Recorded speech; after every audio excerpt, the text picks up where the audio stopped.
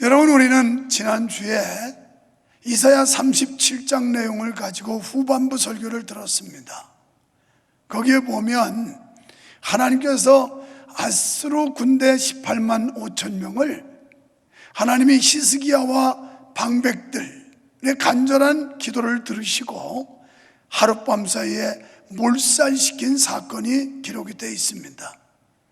그래서 이제 유다는 안정을 찾을 수 있었고, 그리고 유다 왕 히스기야는 안심할 수 있었고, 백성들은 평안을 누릴 즈음에 오늘 38장에 넘어오면서 하나님께서 이사야 선지자를 통해서 전하게 하신 말씀이 히스기야에게 너는 이제 생명의 수완이 다 됐기 때문에 너는 죽을 준비를 하여라. 그리고 너의 가족들에게 유언을 남겨라. 이런 말씀입니다. 여러분, 청천벽력 같은 말 아닙니까? 나라가 전쟁에서 승리하고 마음이 들뜨고 환희에 찬 감격을 가지고 있는 순간에 그들에게는 청천벽력 같은 소리가 히스기야 왕에게 전해왔습니다. 무슨 병인지는 모르지만 히스기야는 곧 죽게 된다는 소식을 이사야 선지자를 통해 듣게 됩니다. 이제 곧 죽게 될 것이니 집안 사람들에게 유언을 하라는 것입니다. 이 얼마나 참담한 상황입니까? 당시 히스기야는 39세 정도 때는, 그가 오늘 말씀에 기록한 걸 보면 중년이라고 말하고 있습니다. 뿐만 아니라 그는 후계자 삼을 후손도 두지를 못한 이런 상황에서 하나님께서 히스기야를 데려가겠다고 하는 말씀입니다. 이런 형편에서 사형선고와 같은 이 예언은 가히 충격적이었을 것입니다. 웬만한 사람으로서는 감당하기 어려운 소식이었을 겁니다. 아니, 여러분이 믿는다고 하지만 여러분이 어느 날 병원에 가서 진단했는데 이런 암 저런 암 암병 판정만 받아도 우리는 사지가 떨리게 되고 아랫도리가 힘을 잃을 지경이니까요. 여러분, 우리가 세상을 살다 보면 이렇게 유한하고 연약한 인간으로서 감당할 수 없는 일들을 종종 만나게 됩니다. 좌우를 돌아보아도 해결의 조짐이 없고, 아무리 고민을 해봐도 내 능력으로는 해결할 수 없는 상황들, 이런 때 우리는 절망할 수도 있고 낙담할 수도 있습니다. 우리는 본문에서 중대한 문제 앞에서 히스기야가 한 처신을 보면서 은혜를 받게 되는 것입니다. 그는 즉각 하나님께 기도했습니다. 2절의 말씀 보면 히스기야가 얼굴을 벽으로 향하고 여호와께 기도하여 라고 말씀합니다. 1절에서 이사야 선지자를 통하여 죽음에 대한 통고를 받고 2절에서 즉시 기도했다는 말씀으로 보아 히스기야는 망설임 없이 바로 하나님께 가서 엎드렸다라는 것입니다. 여러분, 히스기야는 인생의 중차대한 문제에 직면했을 때 망설임 없이 하나님과 대화하고 상의했습니다. 여러분, 인간의 방법과 수단으로 해결할 수 없는 일, 우리의 노력으로 헤치고 나갈 수 없는 이런 절망적인 상황, 그리고 내 힘으로 빠져나올 수 없는 이런 사망의 구렁텅이, 여기서 우리를 건져줄 분, 여기서 문제를 해결해 주실 분은 하나님밖에 없다는 사실을 믿으시기 바랍니다. 이 믿음을 가진 사람만이 하나님 앞에 엎드리게 되고 하나님 앞에 기도하며 하나님과 상의할 수가 있게 되는 것입니다. 이것이 정녕 모든 문제의 해결책인 줄로 믿습니다. 그렇다면 히스기야의 기도 자세는 어떠했을까요? 2절에서 철저하게 하나님만 의지했습니다. 히스기야는 얼굴을 벽으로 향했다고 말씀합니다. 이 말씀은 세상의 어떤 수단이나 방법을 사용하지 않겠다는 뜻입니다. 오직 하나님만 믿고 그분만 의지하며 그분의 도우심으로 해결하겠다고 하는 각오입니다. 5절, 13절, 14절 눈물로 간절히 기도하는 모습을 볼 수 있습니다. 히스기야는 자신이 지저귀는 제비같이 혹은 학이나 비둘기같이 슬피 울며 눈물로 간절하게 기도한다고 말씀했습니다. 히스기야는 이렇게 진실이 담긴 고귀한 눈물의 기도를 주님께 드렸던 것입니다. 3절에서 경건한 삶을 기초로 해서 기도하고 있습니다. 히스기야는 자신이 평생 진실하고 선하게 살아온 것을 기억해달라고 하나님 앞에 간구하고 있습니다. 성경에 많은 이스라엘 왕이 소개되고 있지만 그 중에서 성공한 왕은 3명뿐입니다. 그게 다윗, 히스기야, 요시야, 이 3명의 왕만이 성공한 왕으로 이렇게 인정되고 있습니다. 여러분, 이 땅에 수많은 기독교인들이 있다고 하지만, 교회를 왕래하는 많은 사람들이 있다고 하지만, 그러나 믿음으로 성공한 사람들은 그리 많지 않다는 것입니다. 이스라엘의 수많은 왕들이 나라를 통치하고 거쳐갔지만 그 중에 유일하게 다윗과 히스기야, 요시야 이 3사람만이 성공한 케이스로 소개되고 있습니다. 성공한 왕은 이 3명뿐이었는데 이들의 공통점은 후대가 볼 수 있는 성전 문화를 남긴 것입니다. 후대가 교회 나왔을 때 이것이 신앙생활이구나, 이것이 복음이구나, 이것이 전도구나, 이것이 세상을 변화시키는 것이구나 라는 것을 느낄 수 있는 것을 남겼다는 겁니다. 오늘 우리가 이 땅에 살다 가면서 무엇을 남겨야 할까요? 여러분, 믿음의 흔적을 남겨야 될 거 아닙니까? 여러분을 바라보는 여러분의 자녀들이, 여러분의 뒤를 따라가는 우리 교회 다음 세대들이, 그들이 우리가 남겨진 그 흔적을 만져보면서 하나님께로 나아갈 수 있도록 흔적을 남기는 삶이 되어야 되지 않겠습니까? 히스기야 왕이 후대에 남긴 것은 먼저 하나님께서 주는 영적 힘으로 아수르에 바치던 조공을 끊었습니다. 유다 백성들은 약소국이었기 때문에 강대국인 아수르에 조공을 바치고 살았습니다. 히스기야 왕위에 오르자 히스기야는 그것 먼저 끊었습니다. 그리고 두 번째는 결국 그 조공을 끊음으로 인해서 아수르 군대가 침략을 해왔고 포위가 됐지만 하나님 앞에 기댔습니다. 사람과 타협하고 합의하려고 하지 않고 하나님 앞에 엎드렸습니다. 그랬더니 하나님의 능력으로 어려운 문제, 난관을 해결해 주신 줄로 믿습니다. 이것이 바로 하나님의 역사요 은혜였습니다.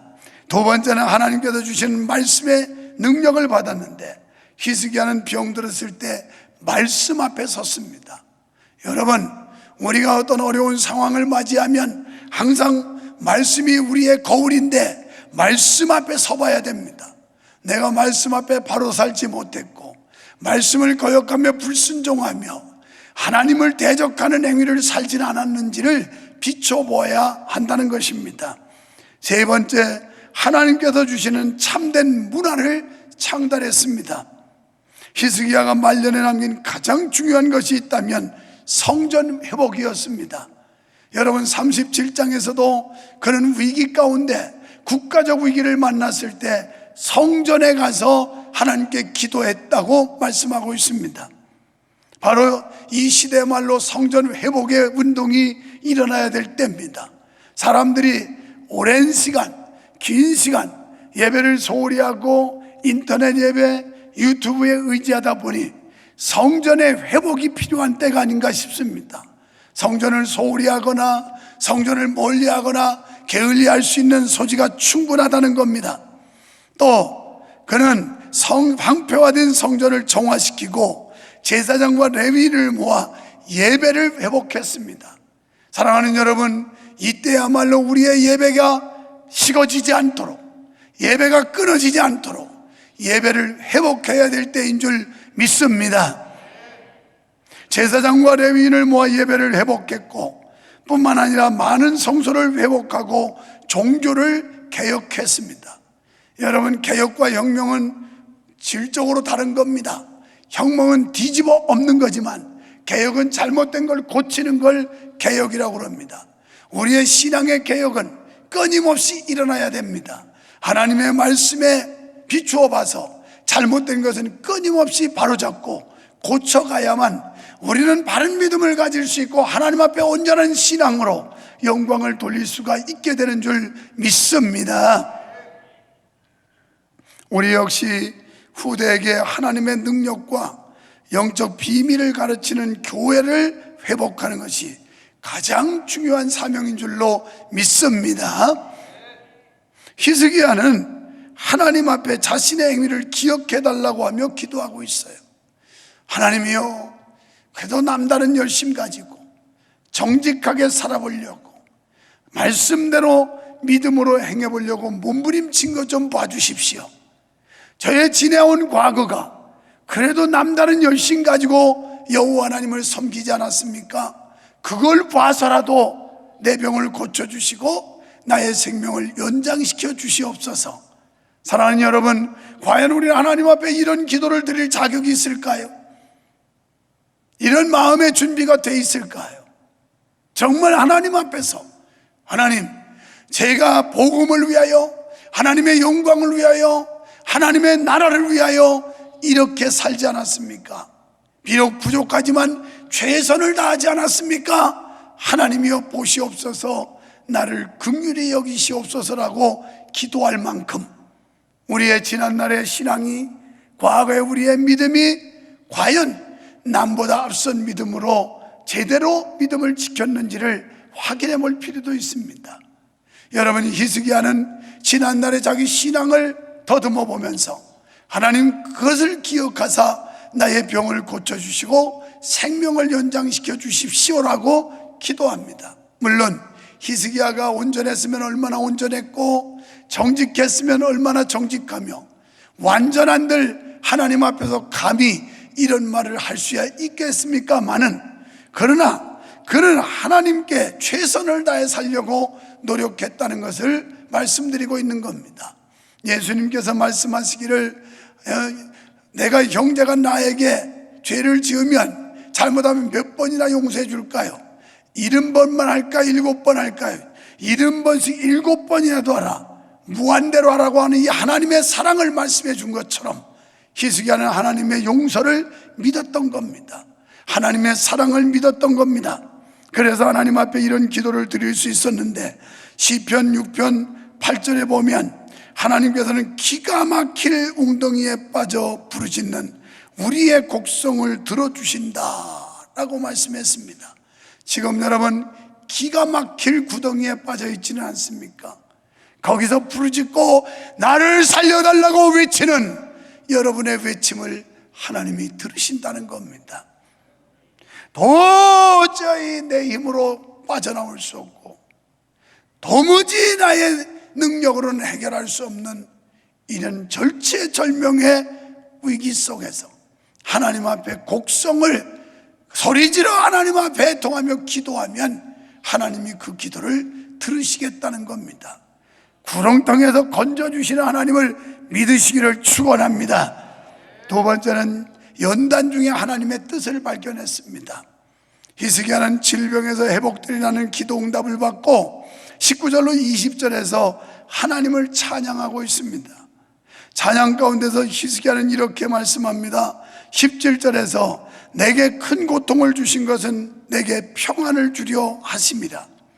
자신이 당하는 육신의 고통이 오히려 자신의 영혼의 유익이 된다고 믿었던 겁니다. 우리는 때로 원치 아니하게 이 재정적인 압박을 받을 때도 있을 것이고, 육체적인 질병의 위협을 받을 때도 있을 것이고, 사업이 위태위태하고 직장에 눈치 보이며 압박을 받을 때도 있겠지만, 그러나 우리가 신앙적으로 볼 때 이런 어려운 고초와 연단들이 하나님 앞에 더 가까이 나아갈 수 있는 기회가 되었다는 사실에 이 히스기야 왕은 감사하고 있는 겁니다. 마치 시편 기자가 시편 119편 71절에서 고난당하는 것이 내게 유익이라 이로 인하여 내가 주의 율례를 배우게 되었나이다 라는 신앙 고백을 연상케 합니다. 결국 고난 가운데서 하나님의 법을 깨닫게 되었고, 고난 가운데서 질병 가운데서 하나님의 뜻을 알게 되었고, 하나님의 사랑을 깨달아서 주님 앞에 더 가까이 나아갈 수 있는 이런 기회가 된 데 대해서 감사와 찬양을 드리고 있는 것입니다. 여러분, 이렇게 히스기야는 자신의 중차대한 인생 시련에서 위대한 진리를 발견했습니다. 그러니까 히스기야는 시련이 오히려 인생의 큰 유익이요 신앙의 발전을 가져다 주었다라는 말씀입니다. 그렇습니다. 바로 이것이 인생의 위기 가운데 처한 우리 성도들의 적극적이고 긍정적인 신앙의 자세인 줄로 믿습니다. 그렇습니다. 히스기야는 여기 찬양 가운데서 인생에 살고 죽는 것이 바로 하나님의 주권에 달려 있음을 확실히 믿고 있는 겁니다. 여러분, 병들면 병원 가지요? 암병 걸리면 수술하고 항암 치료하지요? 그러나 살고 죽는 건 하나님의 주권에 있다는 말이에요. 병원 갔다고 다 사는 거 아닙니다. 수술하고 약 지어 먹는다고 다 사는 거 아닙니다. 죽는 사람이 더 많을지도 몰라요. 그러나 하나님이 생명을 주관하고 계시다는 걸 히스기야는 깨달았던 겁니다. 오늘 이 자리에 나와 오늘 이 예배에 참여할 수 있는 우리의 호흡도, 우리의 영적인 생명도, 우리의 육체적인 건강도 모두가 하나님의 주권에 달려 있다는 걸 믿으시면 아멘 합시다. 세 번째, 주님 중심의 삶을 살기로 결심합니다. 그러니까 하나님, 나를 병 고쳐주시고 내 생명을 연장시켜 주시면 오로지 주를 위해 살겠습니다. 여러분, 뻔해요. 여러분도 그동안 믿음 그저 시원찮게 하고 개판으로 하고 그냥 뭐 얼렁뚱땅 하다가 죽을 병 들면 하나님 살려주세요, 살려주면 잘할게요. 지금부터 잘하세요. 지금 건강 있을 때 잘하세요. 돈 있을 때 잘하세요. 젊음 있을 때 잘하세요. 시간 있을 때 잘하세요. 히스기야는 평상시 이미 과거의 자기 신앙이 하나님 앞에 기억해달라고 할 만큼 남다른 믿음을 가졌던 겁니다. 그래서 히스기야는 이제 나를 병을 고쳐주시고 생명을 연장시켜 주시면 주님 중심의 삶을 살겠습니다 라고 결단하는 거예요. 히스기야는 찬양의 마지막 부분에서 자신의 생명을 연장시켜 달라는 이유를 밝히고 있습니다. 18절에는 음부가 주께 살해하지 못하며, 19절에서는 산자는 주께 감사하며, 20절에 종신토록 여호와의 전에서 수금으로 나의 노래를 노래하리라. 그러니까 히스기야가 소원하기는 죽은 후에는 감사도 찬양도 할 수 없다라는 거예요. 하나님, 내가 죽은 후에는 감사할 수도 없고 찬양할 수도 없습니다. 산자로서 찬양과 감사를 해야 됩니다. 하나님, 내가 죽은 후에는 봉사도 헌신도 없습니다. 살아있을 때 봉사도 헌신도 있으니 날 살려주십시오. 그러면 나의 평생에 하나님을 찬양하며 감사하겠습니다. 이 결단이에요. 그리고 히스기야는 자신의 생명을 건져주신 하나님을 일평생 찬양하리라고 소원합니다. 히스기야는 자신의 죽음으로 하나님 찬양할 기회를 잃을까 두려워했습니다. 그는 하나님을 찬양할 기회를 연장받기 사모하는 심정으로 생명을 살려달라고 간구하는 것입니다. 이처럼 히스기야는 사나 죽으나 오직 하나님의 영광만을 구하고 하나님을 찬양하는 하나님 중심적인 삶을 지향하였습니다. 그런 히스기야의 삶의 자세에서 빌립보 1장 20절에 보면 살든지 죽든지 내 몸에서 그리스도가 존귀되게 하려 한다는 사도 바울의 삶을 연상케 합니다. 진정으로 주님을 만난 사람들은 오로지 삶의 목적의식이 하나님의 영광을 위하고 하나님의 뜻을 이루고 하나님의 기뻐하시는 일에 바치게 돼 있습니다. 마태복음 6장 33절에도 먼저 그의 나라와 그 의를 구하라. 그리하면 이 모든 것 필요를 채워주시는 하나님. 고린도전서 10장 31절에 먹든지 마시든지 무엇을 하든지 다 하나님의 영광을 위해서 하라. 이게 인생의 참된 가치요 삶의 목적인 줄로 믿습니다. 이런 사람이야말로 주님을 만난 사람이에요. 이런 사람이야말로 천국을 소망하는 사람들이에요. 여러분, 기독교는 감사의 종교임을 믿으시기 바랍니다. 우리들은 하나님께로부터 받은 은혜가 보이는 것과 보이지 않는 것 등 얼마나 많은지 모릅니다. 그런데도 감사할 줄 몰라요. 잠언 17장 13절에 보면 하나님의 은혜에 배은망덕하는, 감사할 줄 모르는 자의 가정에는 우환이 끊이지 않는다, 이렇게 말했어요. 걱정 근심 떠나지 않고 우리를 위협하는 세력들이 사방에서 일어난다는 거예요. 우리들은 하나님께로부터 받은 은혜를 감사로 보답해야 할 줄로 믿습니다. 무엇보다 귀한 건 영원한 소망, 영원한 생명을 주신 게 최고의 감사예요. 하나님은 히스기야의 기도를 들으시고 15년이라고 하는 생명을 연장시켜 주셨어요. 오늘 하루하루 하나님께서 우리에게 호흡을 연장시켜 주시고 생명을 연장시켜 주셨을 때 우리는 어떻게 살아야 할까요? 히스기야는 하나님의 은총으로 생명을 연장받았을 때 이렇게 고백합니다. 내가 종일토록 가뿐히 행하리이다. 여기서 가끈히 행하다, 히브리어로 다다라는 말인데 이 원문의 뜻은 문자적으로 점잖게 걷다라는 뜻이에요. 그러니까 조심성 있고 신중하게 일한다는 뜻입니다. 우리가 인생을 살아가면서 하나님의 뜻이 뭔지, 하나님이 뭘 원하시는지 조심성 있게 신중하게 생각하며 살아야 된다는 겁니다. 또 다른 뜻은, 이것은 정성을 다하여 부지런히 일한다는 뜻이에요. 하나님 앞에 은혜를 받은 사람은 정성을 다해서 게으르지 말고 부지런히 일해야 된다는 겁니다. 우리에게 생명 주심에, 건강 주심에, 아름다운 환경 주심에 감사해서 주님을 위해 게으르지 말고 부지런히 정성을 다해서 사시기를 주님의 이름으로 축원합니다. 이 말씀은 하나님의 은총을 받고 종신토록 여호와 하나님의 말씀을 삼가 순종하며 살겠다고 하는 약속입니다. 그뿐 아니라 히스기야는 병들어 죽게 된 상태에서도 긍정적으로 생각했습니다. 그래서 그는 고난이 진정한 평안을 주려는 여호와 하나님의 섭리였다, 이렇게 고백하고 있어요. 따라서 고통이라도 겸손히 참고 순종함으로 죄사함 받고 생명을 얻게 된다고 고백하고 있습니다. 사랑하는 성도 여러분, 우리들도 죽을 수밖에 없는 존재였지만 예수 그리스도의 보혈의 공로로 죄사함 받고 영생을 누리는 성도들입니다. 그렇다면 우리는 여호와 하나님만 섬기기로 다짐하고 있습니까? 여호와 하나님을 의지하고 여호와 하나님과 교제하는 것을 기뻐하고 있습니까? 하나님 만날까 봐 겁나죠. 하나님 얼굴 부딪힐까 봐 조심스럽죠. 우리가 여호와를 대면하는 것은 기도요, 여호와를 대면할 수 있는 길은 말씀을 보는 일이요, 여호와를 찬양하고 영광을 돌리는 것은 예배뿐입니다. 과연 우리는 오늘날 어떻게 살고 있나요?